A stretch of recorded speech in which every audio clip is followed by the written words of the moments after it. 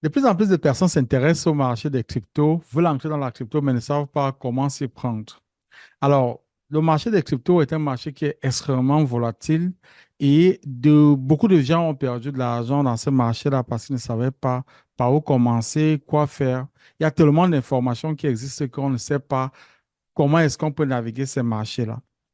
Ici, je me propose de vous présenter l'actualité du marché des cryptos, tout ce qui se passe, comment est-ce que on peut naviguer sur ces différentes plateformes-là.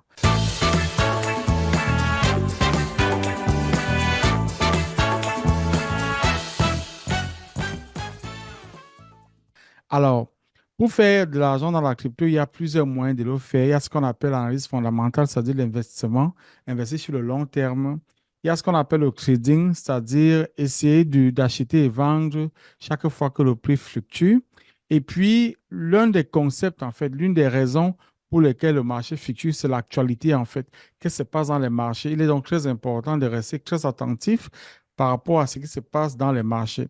Dans cette rubrique dont je me propose de vous faire le tour de table de l'actualité des marchés. Si vous me découvrez, mon nom est Richard, je suis le CEO de la Zocoli Blockchain Academy, une académie qui se spécialise dans la formation et dans l'éducation sur la technologie blockchain et les cryptoactifs. Alors, allons-y voir ce qui se passe dans l'actualité aujourd'hui. Aujourd'hui, ce qui fait l'actualité, en fait, c'est Xingping Zhao, qui effectivement a écopé de 4 mois de prison.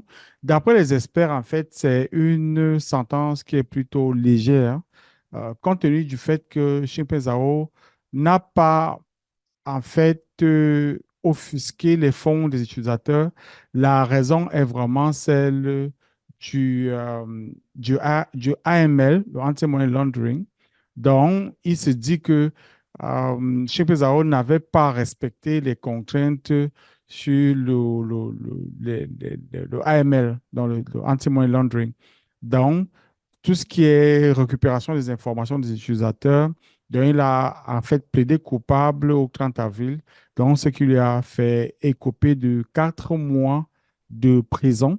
Alors, comparativement quand même au CEO de FTX qui lui avait écopé de 25 ans de prison parce qu'il avait offusqué les fonds des utilisateurs. Donc, lui, il était quand même mis en prison pour raison de fraude, en fait. Alors, ce qui n'est pas le cas de Xingping Zhao. Donc, ça, c'est ce que Cointelegraph nous dit en fait aujourd'hui. Alors, euh, le standard, c'est 18 mois de prison dans dans ce genre de crime. Et puis, le procureur demandait 3 ans de prison. Mais le juge a donné 4 mois de prison à Xingping Zhao. C'est pour cela qu'on considère cette charge comme étant plutôt légère par rapport à ce qui avait été demandé par le procureur de la République. Alors, à côté de cette information-là, aujourd'hui encore, Cointelegraph nous parle du Nigeria. Donc, le Nigeria fait encore des nouvelles.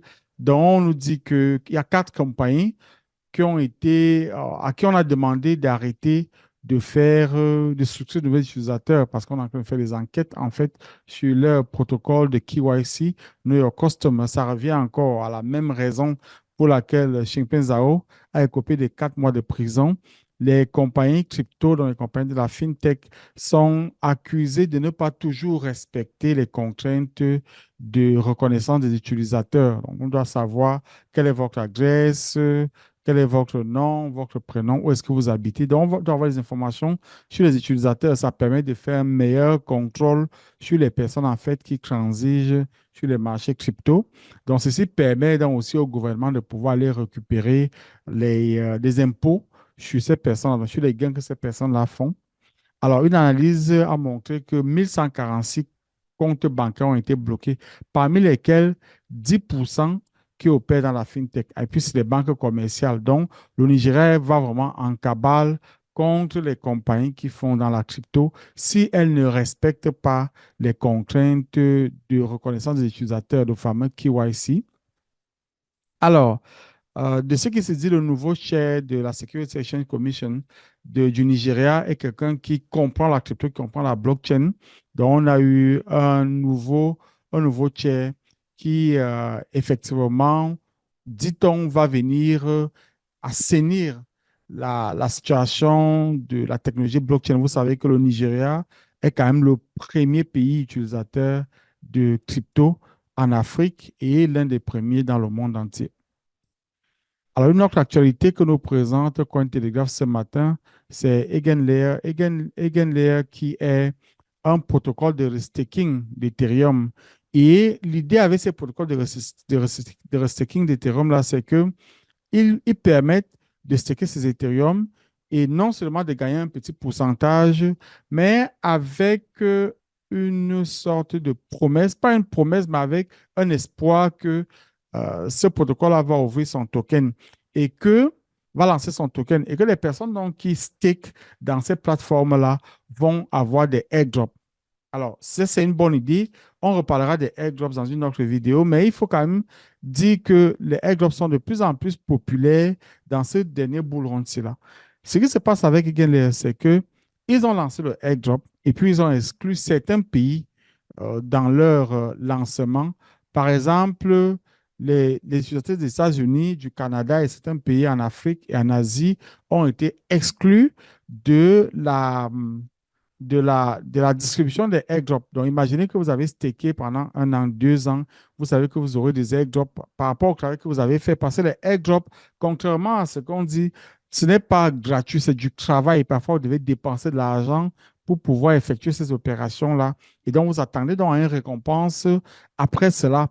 Et dans ce cas-ci, Eigenlayer dit non, non, nous, on va pas donner des airdrops. Si vous êtes aux États-Unis, au Canada, certains pays d'Afrique et puis en Asie, vous n'aurez pas de airdrop, ce qui a causé un tollé dans le monde de la crypto, de telle enseigne qu'on a vu pratiquement 11,6% de requêtes, en fait, de retrait des fonds dans Eigenlayer. Parce qu'il faut quand même reconnaître que grâce à cette approche, ils avaient pu sécuriser pratiquement 15 milliards de dollars de total value lock, donc d'argent qui était bloqué dans leur protocole, ce qui est une très, très, très, très, très, très bonne chose pour un protocole parce que plus les gens bloquent l'argent dans votre protocole, plus ça montre le sérieux du protocole et ça vous apporte de plus d'utilisateurs, en fait, donc plus de clients. Donc, le TVL est tombé à 13 milliards et on se dit que, on sait quand même qu'il y a une semaine d'attente lorsque vous faites la requête. Donc, on a 12 000 requêtes qui ont été faites pour retirer de l'argent dans le protocole Eigenlayer. Donc, ça veut dire que dans les semaines à venir, on va voir le protocole, le token de Eigenlayer vraiment perdre énormément de valeur. Et puis, la TVL, donc le total value va baisser drastiquement. On parle de 13 milliards en ce moment. Il se peut qu'on tombe dans les 19 milliards, ce qui, dans le monde de la crypto, n'est pas toujours une bonne chose. Alors, ça, c'était les informations sur Cointelegraph. Alors, Coindex nous parle aujourd'hui encore de Changpeng Zhao et on le considère comme the good guy reputation. Donc, c'est quelqu'un qui a une bonne réputation, tout simplement parce qu'il n'a pas offusqué les fonds des utilisateurs.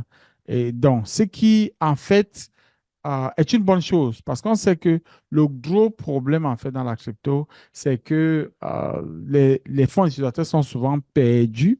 Alors, ce qui n'a jamais, mais alors jamais été le cas de Binance. Binance n'a jamais perdu l'argent des utilisateurs. Et puis, Sisi a d'ailleurs fait un tweet où il expliquait que, bon, lui,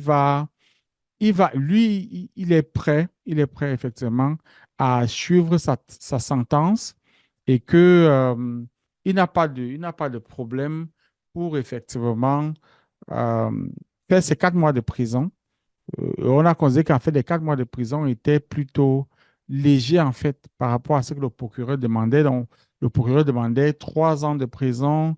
Normalement, dans ces cas-là, c'est 18 mois de prison, mais Sisi s'est en sorti avec 4 mois de prison. Alors, avant de terminer, nous allons prendre deux tweets qui nous ont semblé intéressants aujourd'hui. Le premier tweet, il est de Lady of Crypto. Donc, si vous ne la suivez pas, pour pouvoir la suivre, nous allons mettre le lien dans la description de la vidéo. Alors, elle dit que, alors, pour le DIP, on s'attendait bien à ce on soit dans le sideway, donc on ait les fluctuations. Et c'est ce qui se passe souvent après le halving. Et elle explique qu'elle a été très, très bousculée par l'état du marché en 2019 et en 2020. Parce que vous savez que 2020, lorsque le marché est tombé, très souvent, beaucoup de gens vendent leurs cryptos, surtout les nouveaux dans le monde de la crypto. Si vous n'êtes pas un ancien, très souvent, vous allez vendre vos cryptos. Donc, l'idée, en fait, c'est de rester calme. C'est ce qu'elle dit. Il faut rester calme. Rester calme. Et puis, si vous avez des moyens, continuez d'acheter quand le marché descend. C'est temporaire. Et puis, dans le long terme, de toutes les façons, Bitcoin reste bullish. C'est à peu près la même histoire que nous raconte H Crypto. Attends que je trouve l'étude de H Crypto. OK. Voilà. Donc, H Crypto nous dit, alors, si vous voulez devenir millionnaire dans la crypto, alors l'histoire de millionnaire dans la crypto revient toujours. C'est quelque chose que j'hésite à utiliser parce que ça donne la mauvaise idée, en fait, du marché des cryptos, d'autant plus que moi, je suis un partisan de l'effort sur le long terme. Je dis, il faut considérer la crypto comme on considère l'immobilier. Bon, on reviendra sur une autre fois sur ce que je veux dire par là. Donc, il nous dit, si vous voulez devenir millionnaire dans la crypto, arrêtez de paniquer. Chaque fois que le marché tombe, ne paniquez pas, ne paniquez pas, ne paniquez pas. Le marché va toujours vous tester et les baleines s'attendent à ce que vous paniquiez.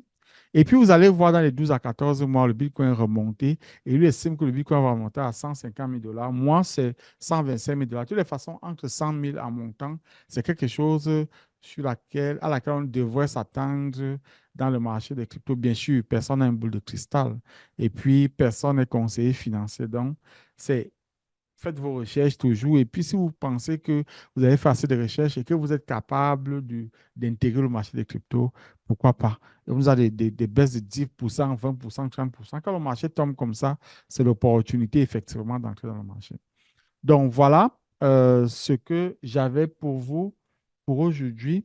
Merci beaucoup encore de nous avoir suivis pendant cette revue de l'actualité. Nous allons essayer de le faire le plus régulièrement. On s'est rendu compte que c'est très important de rester au fait de l'actualité du marché des cryptos, de l'actualité dans la blockchain pour pouvoir comprendre ce qui se passe au fil du temps. En fait, il faut comprendre l'histoire du présent pour pouvoir définir ce qui s'en vient dans le futur.